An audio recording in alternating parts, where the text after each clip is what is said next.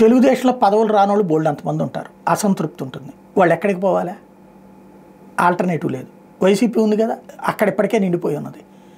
ఇప్పుడు పోనీ అక్కడికి వెళ్తే గ్యారంటీ ఉందా? లేదు. కాబట్టి వీళ్ళందరికీ వెళ్ళడానికి ఒక ప్లాట్ఫామ్ కావాలా. జనసేనలో అవకాశాల కోసం ఆశించి దొరకనటువంటి వాళ్ళు ఎక్కడికి పోవాలా? వైసీపీకి పోవాలి. అక్కడ అవకాశం ఉందా? లేదు. పోనీ తీసుకుంటానికి ఇదే వెళ్ళడానికి వీళ్ళకి ఇష్టం ఉందా? లేదు. జగన్ అంటే నచ్చదు. కాబట్టి వాళ్ళకి ఆల్టర్నేటివ్ లేదు.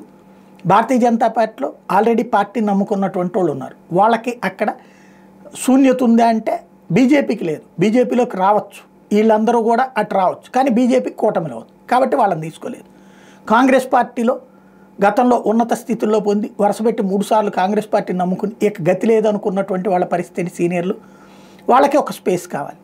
అది జగన్ అంటే ఒక శైలజానాథ్ మొన్న వెళ్ళారు, కానీ జగన్ దగ్గరికి మిగతా వాళ్ళు పోవట్లేదు. ఓవరాల్గా ప్రత్యామ్నాయ రాజకీయ అవసరం ఆంధ్రప్రదేశ్లో కనబడుతుంది. తెలంగాణలో ఆ స్పేస్ని పూర్తి చేయగలిగింది భారతీయ జనతా పార్టీ. ఆంధ్రాలో భారతీయ జనతా పార్టీ కూడా కూటమిలో ఉండటంతో ఈ స్పేస్ కనబడిపోతుంది. కాంగ్రెస్ పార్టీ దాన్ని అందుకోలేదు, సిపిఎం అందుకోలేదు. క్రిందటిసారి ఆ స్పేస్ కనిపించింది.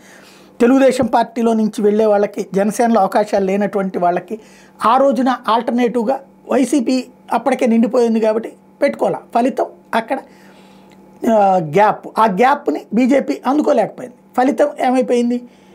తెలుగుదేశం పార్టీ మళ్ళీ దాన్ని కోఆర్డినేట్ చేసుకోగలిగింది. ఇప్పుడు వైసీపీకి ప్రత్యామ్నాయంగా కూటమిలో నుంచి ఒకళ్ళు బయట ఉండినో బయట నుండి మద్దతు ఇవ్వడం లాంటి ఒక ప్రణాళిక చేసుకుంటే ఇట్లాంటిది కూటమిలో మన అసంతృప్తుల్ని అందులోకి పంపించవచ్చు, అవతల ఉన్న అసంతృప్తుల్ని అక్కడికి తీసుకురావచ్చు. తద్వారా ఇంకో పార్టీ బలోపేతం చేసుకుంటే బెటర్. అది జగన్ని దెబ్బకొట్టాలంటే అనుసరించాల్సిన వ్యూహం. మరి అనుసరించగలిగే ప్లాన్ ఉందా లేదా చూడాలి.